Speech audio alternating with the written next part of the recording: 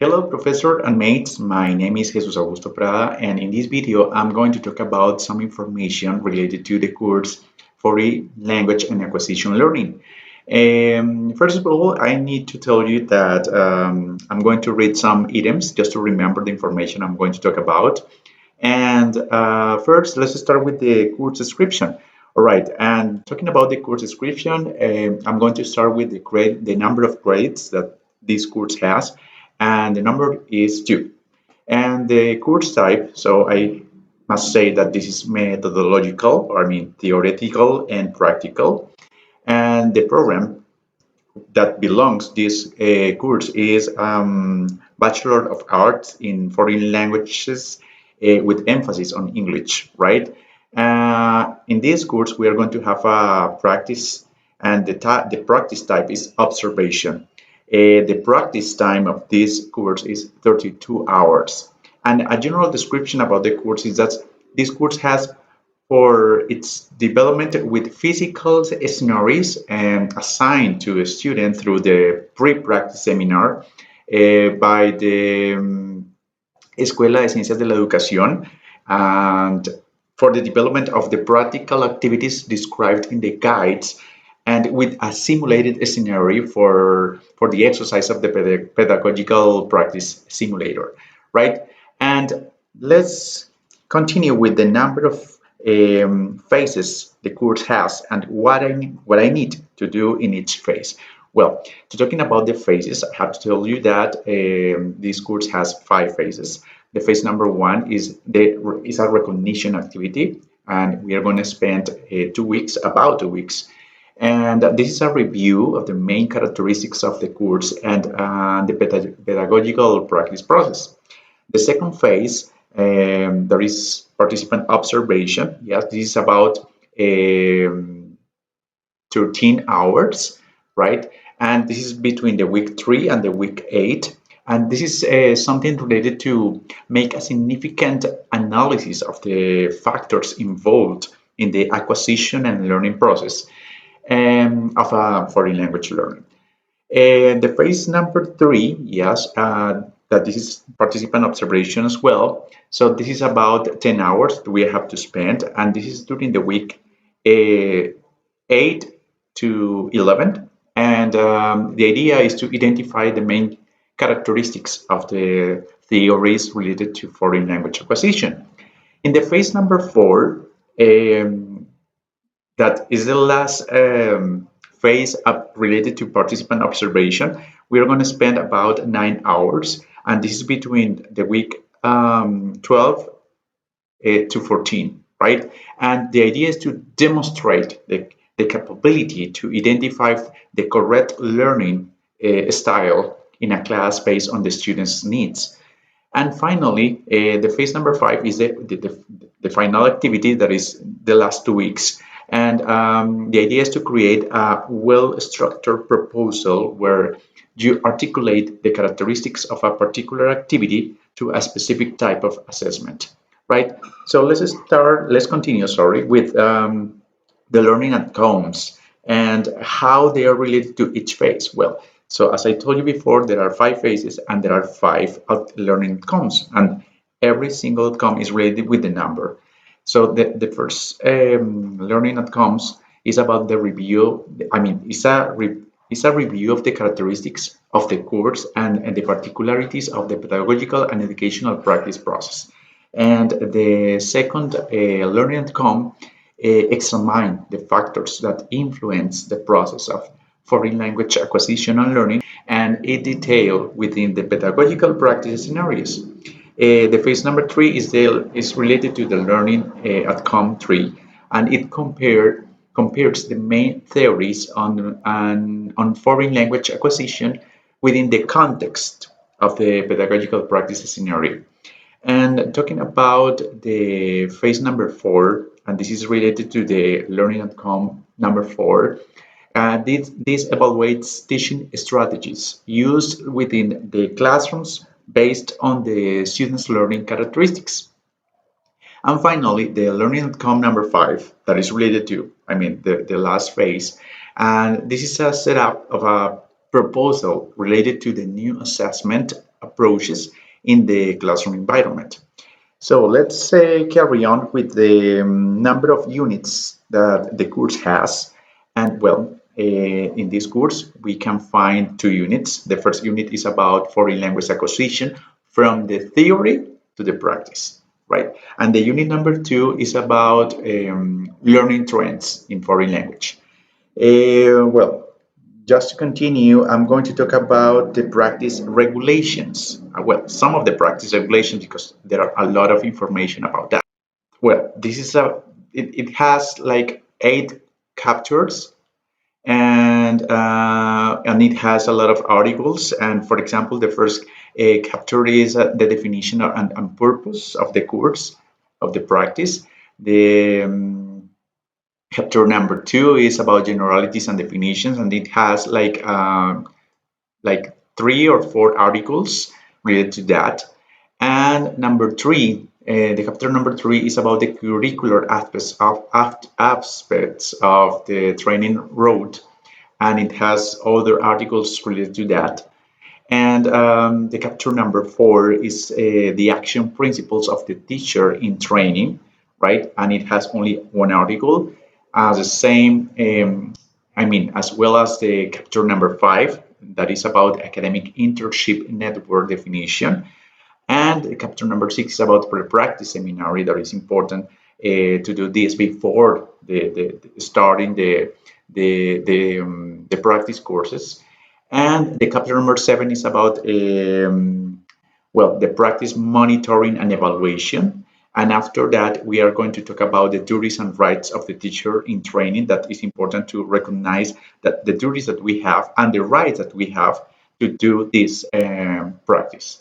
And finally, the chapter number nine is about the practice certification. That is a right that we have to receive a practice certification after finishing the practice. Well, and now just to talk about the practice guidelines.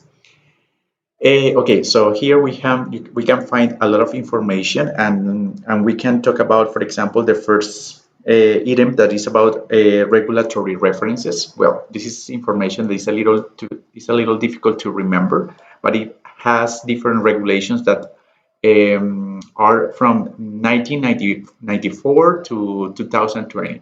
And in these regulatory references, there are many laws and decrees and resolutions related to the programs, right? And how this is important and how this emphasize on the practices as, articulating the axis of the teacher training and all the information related to the parameters of the self-assessment, verification, and evaluation of the quality conditions of the programs regulated in other decrees. So this is about many information that maybe we can find and read in this document. So just to say something about that, because it's a little difficult to remember that.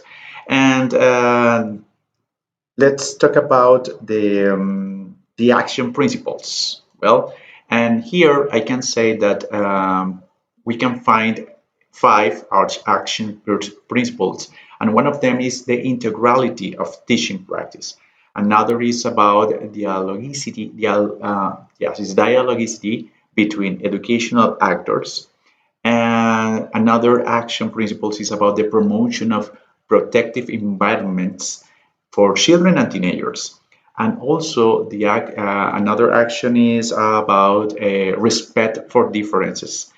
And finally, the last action principle is about the excellence in service, right?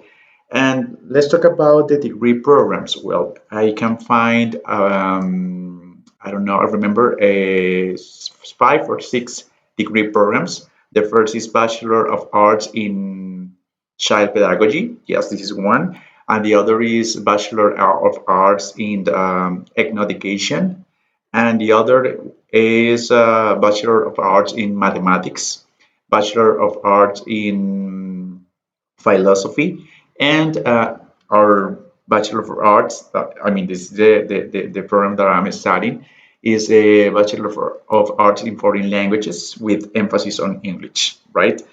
Let's carry on with the pedagogical practice. Well, and some definitions about pedagogical practice. So, just to say something about this definition, I could say that the pedagogical practice in the education science faculty of UNAD, it's a curricular space for comprehensive training planned for running the skills developed by the future teacher in a training process as an education professional. And this is understood as a social, cultural, and academic practice aimed at creating favorable conditions to promote new relationships between the educator and his context. And I started with the courses Didactics of English and Foreign Language Acquisition and Learning. And here we have to take into account the first practice that is about observation. And from the practice scenario, I must observe and collect information in the natural environment of the object observed, that is, I mean, the students and teacher, and have an interaction with the educational community, right? That's becoming a participatory method of data collection that implies interrelation with the events that are observed. I mean, this observation becomes a recognition, a strategy of context and social and cultural processes that structure the teaching task.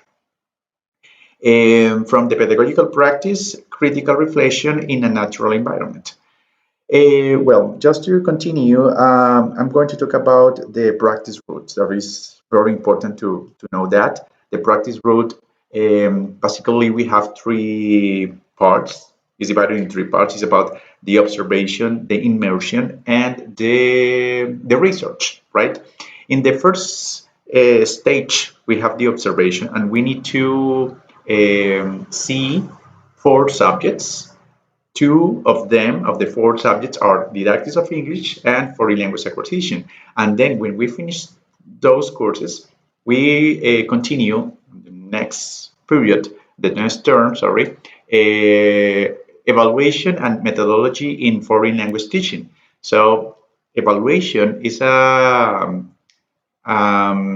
mean, didactics of English is a requirement to see evaluation or evaluación because it's the name is in Spanish in our program. And to see methodology in foreign language teaching is necessary to see first the foreign language acquisition learning, I mean this course.